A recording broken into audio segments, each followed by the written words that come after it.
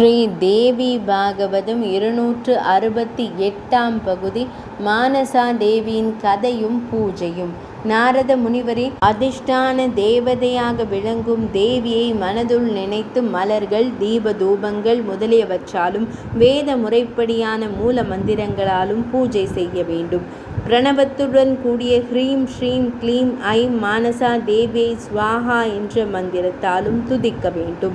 பஞ்சமியில் இந்த தேவியை தியானித்து மேற்சொன்ன மந்திரத்தை கூறி அர்ச்சிப்பவர் செல்வந்தனாகவும் புத்திர பேர் உடையவனாகவும் விளங்குவான். மானசா தேவி கைலாயத்திற்கு சென்று 1000 திவ்ய ஆண்டுகள் சிவபெருமானை பூஜை செய்து வழிபட்டு வந்தாள். அதனால் மகிழ்ந்த சிவபெருமான் அவளுக்கு ஞானத்தை கற்பித்து அட்டட்சரமான லக்ஷ்மி மாயா காம பீஜத்தோடு உள்ள ஸ்ரீகிருஷ்ண மந்திரத்தை உபதேசித்து பூஜை முறைகளையும் கூறி புஷ்கரத்திற்கு சென்று தவம் செய்யவும் கூறினார். அந்த திருத்தலத்தில் அவள் 3 யுகங்கள் தவம் செய்து ஸ்ரீகிருஷ்ணரை சந்தித்து பற்பல சக்திகளாய் பெற்றாள். அதன் பின் ஜரத்காரு முனிவர் அவளை திருமணம் செய்தார்.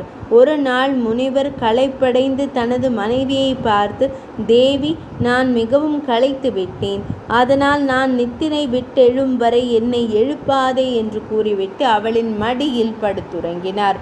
அப்போது சூரியன் மறையும் நேரம் வந்தது. சாயங்காலத்தில் சந்தியாவந்தனம் செய்ய தவறினால் பிரம்மஹத்தி தோஷம் ஏற்படும். அதனால் முன் செய்த தவ பயன் அற்றுவிடும் என்று நினைத்த மானசாதேவி தனது கணவரை எழுப்பினாள். தனது சொல்லை மீறி தன்னை எழுப்பிய மனைவியை கோபித்து சபிக்க முயன்றார். அப்போது சூரியனும் அவரது தேவியான சாயா தேவியும் அங்கு வந்து, அந்தணரே, உமது மனைவியை சபிக்க வேண்டாம். அவள் செய்தது பிழை அல்ல. ஒரு பிராமணன் ஆபத்து வந்த வேளையிலும் சந்தியாவந்தனம் செய்தல் வேண்டும்.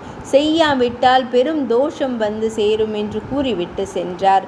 அதை கேட்ட முனிவர் மகிழ்ந்து அழுது கொண்டிருந்த தனது மனைவியை விட்டு நீங்கி சென்றார். மானசா தேவி தனது குருவான ஜம்புநாதரையும் இஷ்ட தெய்வங்களையும் பிரம்மதேவரையும் கஷ்யப முனிவரையும் நினைத்தாள். உடனே அவர்கள் எல்லோரும் அவளின் முன் தோன்றினர். அவர்களை மானசா தேவி வணங்கினாள். முனிவர் புத்திர உற்பத்தி செய்யாமல் இவளை விட்டு நீங்கியதால் தனது இல்லற தர்மத்தையும் அறநெறிகளையும் அவமதித்து விட்டார். அதனால் அவரது புண்ணியம் யாவும் அற்றுவிடும் என்பதை அவர் உணர தவறிவிட்டார் என்று பிரம்மதேவர் கூறினார். அதை கேட்ட ஜரத்காரு முனிவர் தனது தவற்றை உணர்ந்து மானசா தேவியின் அருகில் வந்து அவளது நாபியை தொட்டு, மானசா தேவியே, இதன் மூலம் உனக்கு புத்திர பாக்கியம் உண்டாகும். உனக்கு பிறக்க போகும் பிள்ளை தர்மசீலனாகவும் அதி உத்தமனான பிராமணனாகவும் புகழ் வாய்ந்தவனாகவும் தப ஞானியாகவும் விளங்குவான். அவன் பிறந்ததும் பித்ருக்கள் மிக்க மகிழ்ச்சி அடைவர். பதிவிரதையே, நிர்குணனாயும் பரபிரம்ம சுரூபியாயும் உள்ள பரமாத்மாவிடம் அடைக்கலம் புகுவாயாக. நான் உன்னை ஒரு காரணத்திற்காகவே பிரிந்து செல்கிறேன். அதை நீ பொறுத்து கொள்ள வேண்டும். நான் புஷ்கர திருத்தலம் சென்று தவம் செய்ய போகிறேன்.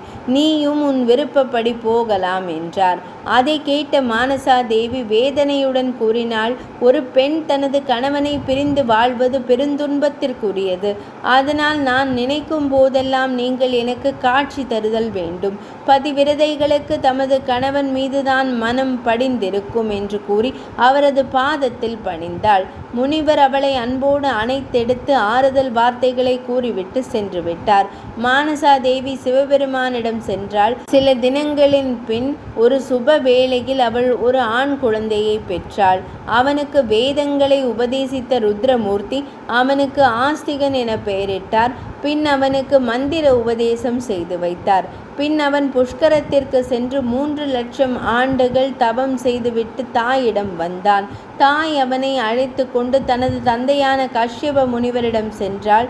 கஷ்யப முனிவர் மிகவும் மகிழ்ந்து அவர்களை வரவேற்று உபசரித்து, பரீட்சித்து மன்னனின் மகனான ஜனமேஜயன் தனது தந்தை சர்ப்பம் தீண்டி இறந்தமையால் மிக்க கோபம் கொண்டு சர்ப்ப யாகம் செய்ய தொடங்கினான். அதன் விளைவாக எல்லா பாம்புகளும் அந்த யாகத்தீயில் விழுந்தன. அனைத்து அரவங்களும் அங்கு வந்து விழுந்தன. பரீட்சித்து மன்னனை கொன்ற தக்ஷன் என்ற சர்ப்பராஜன் தேவேந்திரனிடம் சரணடைந்தான்.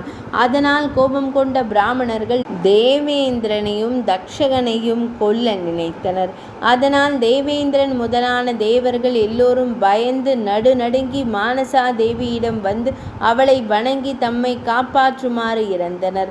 அவள் தனது புத்திரனான ஆத்திகனுக்கு அதை கூற அவன் சர்ப்ப யாகம் நடைபெறும் இடத்திற்கு சென்று யாகம் நடந்து கொண்டிருந்த அந்தணர்களுக்கு வேண்டிய அளவு பொன்னையும் வரங்களையும் கொடுத்து யாகத்தை முடித்து வைத்தான். அதனால் தேவேந்திரனும் ஏனைய தேவர்களும் மானசா தேவிக்கு நன்றி கூறி போற்றி புகழ்ந்தனர்.